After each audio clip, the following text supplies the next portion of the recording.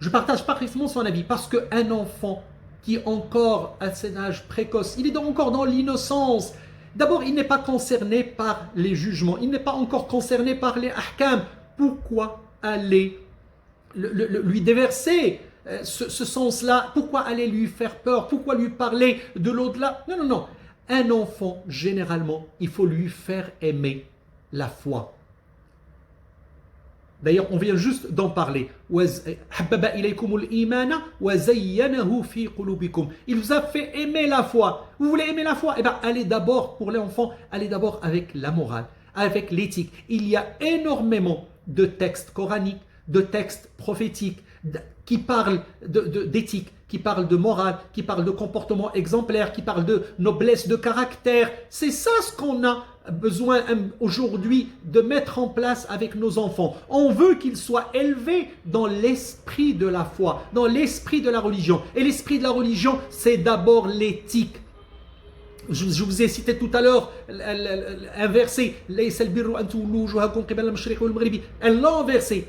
Il nous parle d'abord d'éthique, de morale, de comportement, de partage, de don, d'amour, avant qu'il n'arrive à la fin, à la prière et à la zakat. C'est-à-dire, aller vers l'essentiel.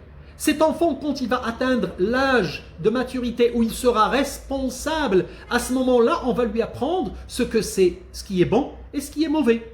Ce qui est interdit, ce qui est obligatoire, c'est-à-dire ce qu'on appelle les 5 jugements.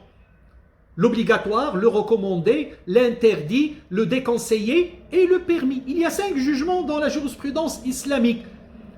À ce moment-là, on peut lui en parler, mais étant jeune, il n'est pas encore concerné et donc il faut lui éviter ça. Il faut aller d'abord par l'éthique, par la morale, par les bonnes choses, lui apprendre l'amour, lui apprendre le pardon, lui apprendre la modestie, lui apprendre l'altérité, lui apprendre les fondements de cette religion.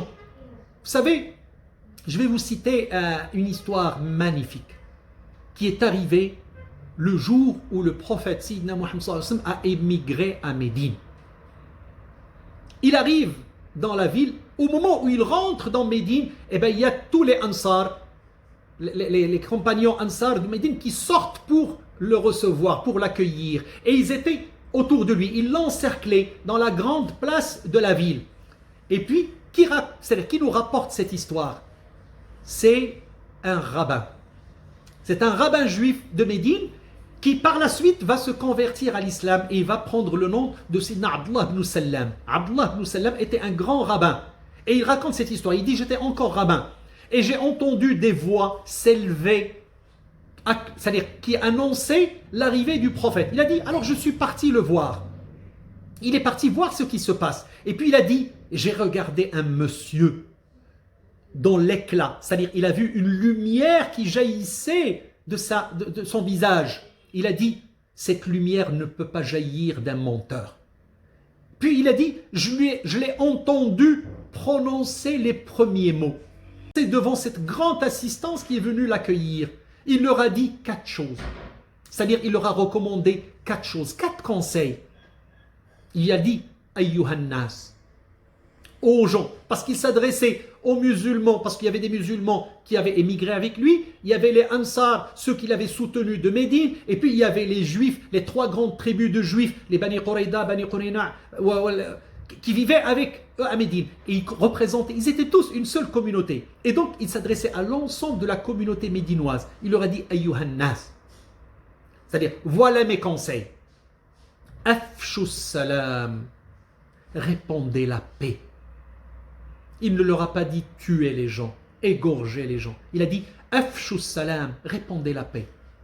At'imu ta'am, donnez à manger à ceux qui sont dans le besoin, à ceux qui sont dans la précarité, à ceux qui nécessitent.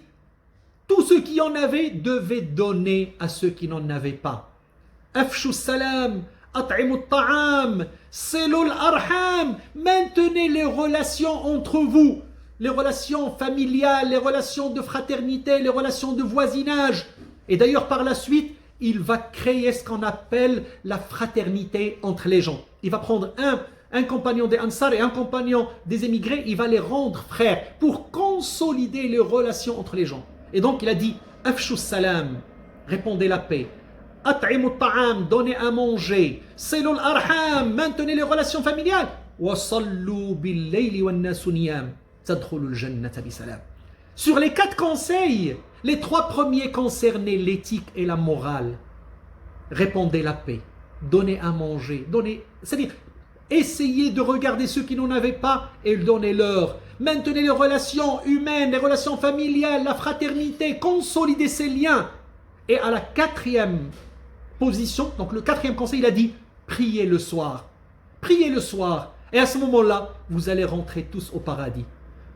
On ne sait pas le prix du paradis, est-ce que c'est les 3 premiers conseils ou le 4e? Moi je dis ce sont les 4 ensemble. Essayons de faire tout ça.